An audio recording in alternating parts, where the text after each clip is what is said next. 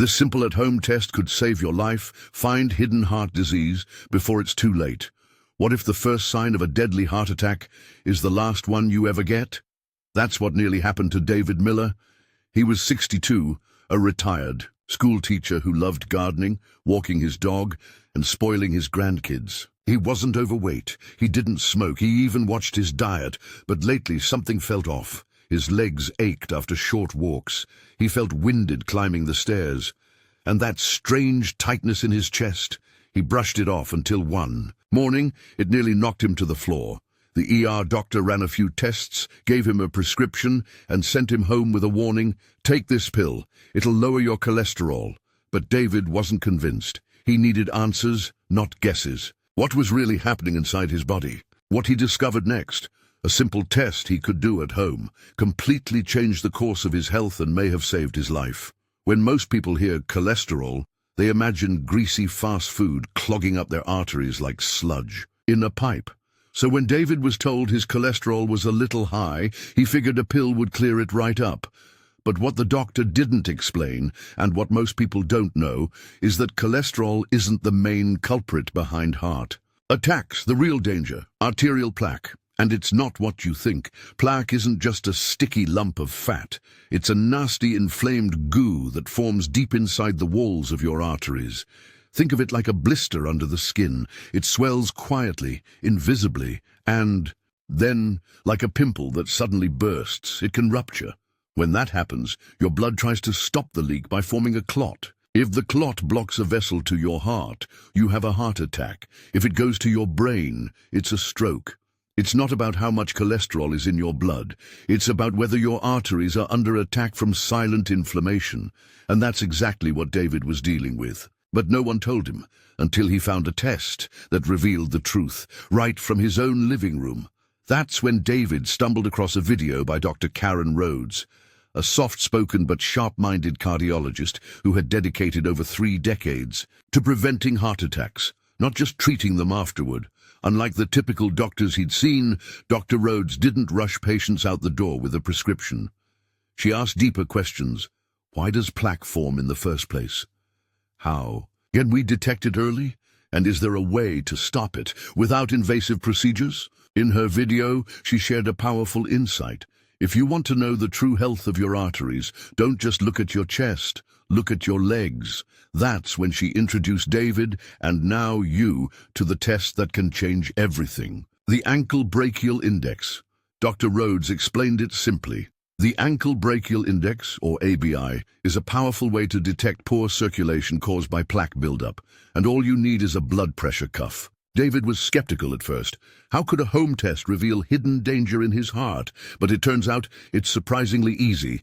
Here's how it works. First, lie down and relax. Rest for 5 minutes to allow your body to stabilize.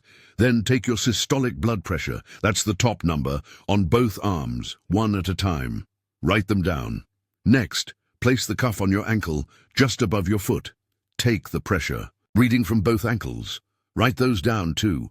Now for the calculation, choose the highest systolic number from your ankles and divide it by the highest systolic number from your arms. That number is your ABI. It's painless, it's non-invasive, and most importantly, it can tell you if plaque is restricting blood flow in your legs, which is a red flag for what might be happening elsewhere in your body. For David, this simple at-home test revealed more than any blood draw ever had. David's calculation was simple. His highest ankle systolic pressure was 126, and his highest arm pressure was 114. Dividing 126 by 114 gave him an ABI of 1.1. But what does that mean? Dr. Rhodes broke it down. An ABI between 1.0 and 1.4. That's normal. It means your arteries are likely healthy and blood is flowing freely. An ABI of 0.9 to 1.0. Still okay, but worth watching. Below 0.9, that's a warning sign. Plaque may be obstructing blood flow. And anything above 1.4 could mean your arteries are stiff and hardened, which is another major risk. David was relieved his number fell in the healthy range, but he realized something bigger. Without this test, he never would have known. Because Even a normal cholesterol level can't warn you about hardened, inflamed arteries. This test did, and that meant David finally had a real sense of control, not just a prescription and a prayer. Dr. Rhodes explained something that stuck. With David, the arteries in your legs are like the canaries in the coal mine, she said. They're longer, narrower, and farther from your heart. So when plaque starts building up, your legs are usually the first place to show it. Leg arteries rely on movement to stay flexible, but when we sit too long or get older, blood flow decreases and plaque silently grows. That's why comparing blood pressure in your arms and ankles isn't random, it's strategic.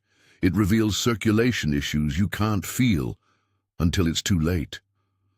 When David looked back, the signs were all there: cramping calves during his evening walks, cold feet at night, even some hair thinning on his lower legs. He just didn't connect the dots. Dr. Rhodes gave those symptoms a name: peripheral artery disease, or PAD.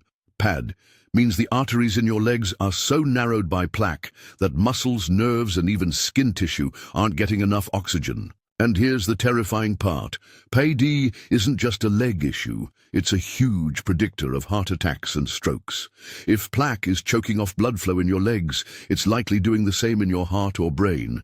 And many people with PAD, they don't even know they have it until it's too late. If your ABI score is below 0.9 or above 1.4, don't panic, but don't ignore it either. David didn't. He realized that catching the problem early gave him a rare gift: time to act. Dr. Rhodes encouraged him to see a prevention-focused doctor, adjust his diet, walk daily, and manage stress. She didn't just treat numbers, she treated the cause. This test doesn't just point to risk, it points to opportunity. So if your results aren't ideal, that's not failure, that's a second chance. And second chances are only meaningful if you do something with them. David did, and everything changed. David's story didn't end in a hospital bed. It began with awareness. The ABI test gave him clarity. Lifestyle changes gave him strength. And today, he's not just alive, he's thriving. Whether your results are perfect or problematic, remember this: prevention is power. Don't wait for symptoms to speak louder than your choices. Want to know how to naturally reduce plaque, fight inflammation, and take full control of your heart health? Watch this next video. It could be the turning point your future self will thank you for.